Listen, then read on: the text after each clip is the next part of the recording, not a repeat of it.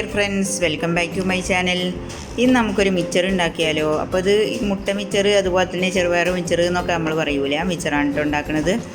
അപ്പോൾ ഞാനിവിടെ ചെറുപയർ വെള്ളത്തിലിട്ട് കുതിർത്തിയെടുത്തതിന് ശേഷം വെള്ളമൊക്കെ ഒന്ന് ഊറ്റിയെടുത്തിട്ടുണ്ട്. നമുക്കൊരു കോട്ടൺ തുണി കൊണ്ട് അത് ഒപ്പിയെടുത്തിട്ട് നമുക്കത് ഫ്രൈ ചെയ്യാനുള്ളതാണ് കേട്ടോ.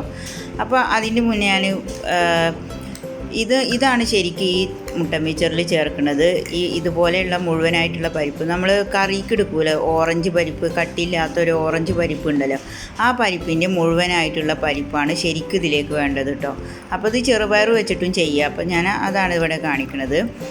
അപ്പോൾ ഞാൻ ഒരു ബൗളിലേക്ക് 1.5 കപ്പ് കടലമാവാണ് എടുത്തിട്ടുള്ളത്. കടലമാവ് കട്ടയൊക്കെ ഉണ്ടെന്നുണ്ടെങ്കിൽ ഒന്ന് അരിച്ചെടുക്കുക കേട്ടോ, തരിച്ചിട്ട് എടുക്കുക.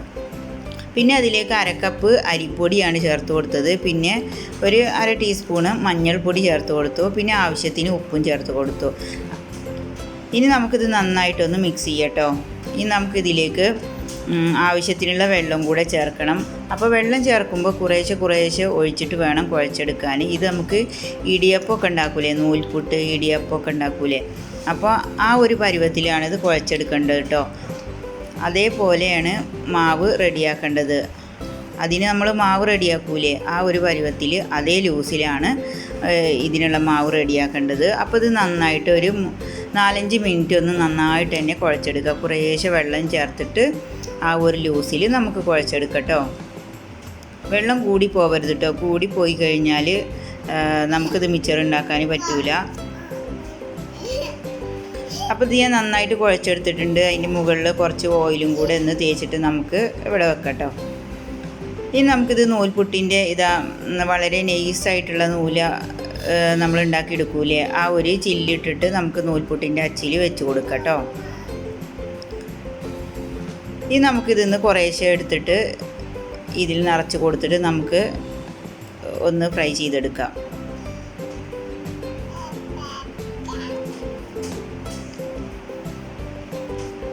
ഇനി ഇത് മുകളിലേക്ക് കയറി വരാതിരിക്കാൻ വേണ്ടിയിട്ട് ഞാനിതുപോലെ ഒരു പ്ലാസ്റ്റിക്കിന് ഇങ്ങനെ വെട്ടിയിട്ട് ഈ നൂൽപുട്ടിൻ്റെ അച്ചിൻ്റെ മുകളിൽ വെച്ച് കൊടുത്തിട്ട് ഇതായി ടൈറ്റ് ചെയ്തെടുത്തിട്ടുണ്ട്.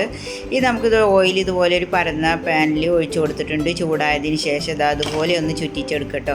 ഒരു 1-2 ചുറ്റലൊക്കെ ചുറ്റിച്ച് കൊടുത്താൽ മതി. ഒരു 3-4 ചുറ്റൽ അതിൻ്റെ മുകളിൽ കൂടെ ചുറ്റിച്ച് കൊടുക്കരുത്. അപ്പോൾ ഫ്രൈ ആവാൻ കുറച്ച് ടൈം എടുക്കും. പിന്നെ ഉള്ളൊന്നും അത്ര തന്നെ റെഡിയായി കിട്ടൂല. ഇതുപോലെ നൈസാക്കിയിട്ട് തന്നെ ഉണ്ടാക്കിയെടുത്താൽ മതി കേട്ടോ.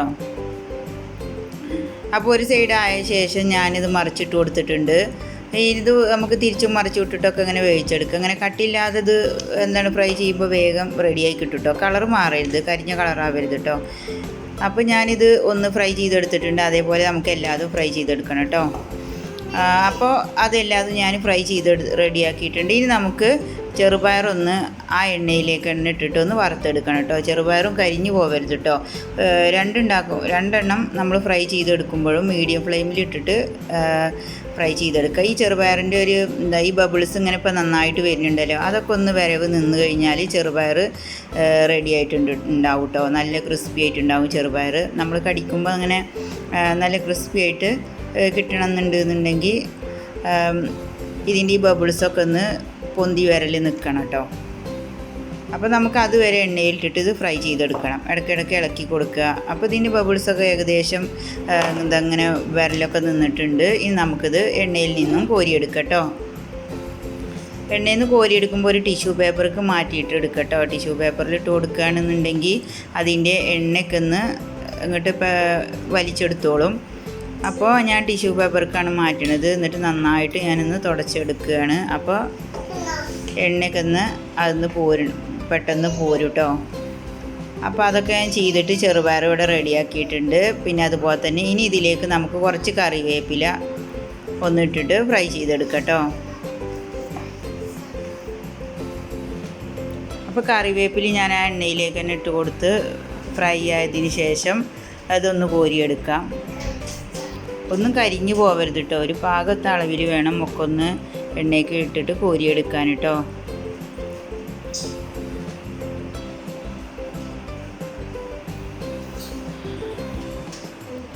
അപ്പോൾ ഞാൻ ഇതൊക്കെ ഒന്ന് വറുത്തെടുത്തിട്ടുണ്ട്. അപ്പോൾ അതിലേക്കുള്ള മിച്ചർ റെഡിയാക്കാനുള്ളതൊക്കെ ഇതുപോലെ ഒക്കെ ഫ്രൈ ആക്കി എടുത്തിട്ടുണ്ട്. ഇനി നമുക്കിത് കൈ വെച്ചിട്ട് നല്ല ചെറുതായിട്ട് തന്നെ ഒന്ന് പൊടിച്ചെടുക്കുക. നല്ല കുനുകുന ആക്കിയിട്ടൊന്ന് പൊടിച്ചെടുക്കണം കേട്ടോ. അത് നല്ല ക്രിസ്പി ആയിട്ടുണ്ട്. അപ്പോൾ ഇത് കട്ടിയിലിങ്ങനെ നമ്മൾ നൂൽപുട്ടിൻ്റെ അച്ചിൽ ഇങ്ങനെ ചുറ്റി കൊടുത്തിട്ട് എണ്ണയൊക്കെ ആക്കുമ്പോൾ നല്ല കട്ടിയിലാക്കി കഴിഞ്ഞാൽ ഇത് ഫ്രൈ ആയി കിട്ടൂല. അവിടെ ഇവിടെയും വേവാത്ത പോലെയൊക്കെ ആവും, ക്രിസ്പി ആവില്ല കേട്ടോ. അപ്പോൾ ഇങ്ങനെ കനമില്ലാത്ത രീതിയിൽ 1-2 ചുറ്റിൽ ചുറ്റിയിട്ട് ഫ്രൈ ചെയ്തെടുക്കാം കേട്ടോ. ഇനി നമുക്കിതെല്ലാതും ഒന്ന് പൊടിച്ചെടുക്കാം. അപ്പോൾ ഞാൻ ഇതെല്ലാതും ഇതുപോലെ കൈ കൊണ്ടൊന്ന് പ്രസ് ചെയ്തിട്ട് പൊടിച്ചെടുത്തിട്ടുണ്ട് കേട്ടോ. ഇത് പെട്ടെന്ന് റെഡിയാക്കി എടുക്കുക, കുറച്ച് നേരത്തെ പണിയുള്ളല്ലോ.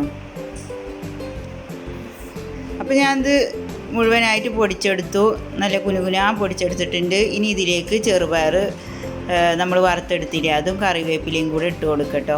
ഇനി നമുക്കിതിലേക്ക് ഒരിത്തിരി ഉപ്പിട്ട് കൊടുക്കണം. നമ്മൾ മാവിൽ ഉപ്പിട്ടിട്ടുണ്ട് കേട്ടോ, അപ്പോൾ കുറച്ച് മാത്രം ഉപ്പിട്ട് കൊടുക്കുക. ഈ ചെറുപയറിലും മിച്ചറിലൊക്കെ ഒന്ന് ചെറുതായിട്ടൊന്നുള്ള ഒരു ഉപ്പിന് വേണ്ടി. ഇതിൽ ശരിക്കും ബ്ലാക്ക് സോൾട്ടാണ് ഉപയോഗിക്കുക, അപ്പോഴാണ് അതിൻ്റെ ആ കറക്റ്റ് ടേസ്റ്റ് വരുന്നത്. അപ്പം ഞാൻ സാധാരണ നമ്മൾ ഉപയോഗിക്കുന്ന ഉപ്പ് തന്നെയാണ് ഇട്ട് കൊടുത്തിട്ടുള്ളത്. ഇനി എന്നിട്ട് നന്നായിട്ടൊന്ന് മിക്സ് ചെയ്യട്ടോ.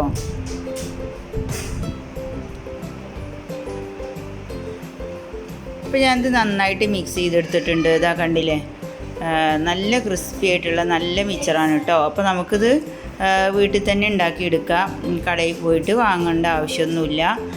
ചായ റെഡിയാകുമ്പോഴത്തേന് തന്നെ നമുക്ക് മിച്ചറും പെട്ടെന്ന് തന്നെ റെഡിയാക്കി എടുക്കട്ടോ. അപ്പോൾ എല്ലാവരും ഇതുപോലെ ഒന്ന് ട്രൈ ചെയ്ത് നോക്കട്ടോ. ഉണ്ടാക്കാൻ വളരെ ഈസിയാണ്. പിന്നെ അതുപോലെ തന്നെ നമുക്ക് ഫ്രഷ് ആയിട്ടുള്ള മിച്ചർ കഴിക്കാമല്ലോ. അപ്പോൾ ഇതുപോലെ ഉണ്ടാക്കി നോക്കാത്തവരുണ്ടെങ്കിൽ എന്തായാലും ഈ മിച്ചറൊന്ന് ട്രൈ ചെയ്ത് നോക്കട്ടോ, എല്ലാവർക്കും ഇഷ്ടപ്പെടും. അപ്പോൾ നിങ്ങൾക്ക് എൻ്റെ വീഡിയോ ഇഷ്ടപ്പെട്ടാൽ ലൈക്ക് ചെയ്യുക, ഷെയർ ചെയ്യുക, കമൻറ്റ് ചെയ്യുക. അതുപോലെ തന്നെ എൻ്റെ ചാനൽ ആദ്യമായിട്ടാണ് നിങ്ങൾ കാണുന്നതെങ്കിൽ ഒന്ന് സബ്സ്ക്രൈബ് ചെയ്യുക. അടുത്ത നല്ലൊരു വീഡിയോയുമായിട്ട് കാണാം.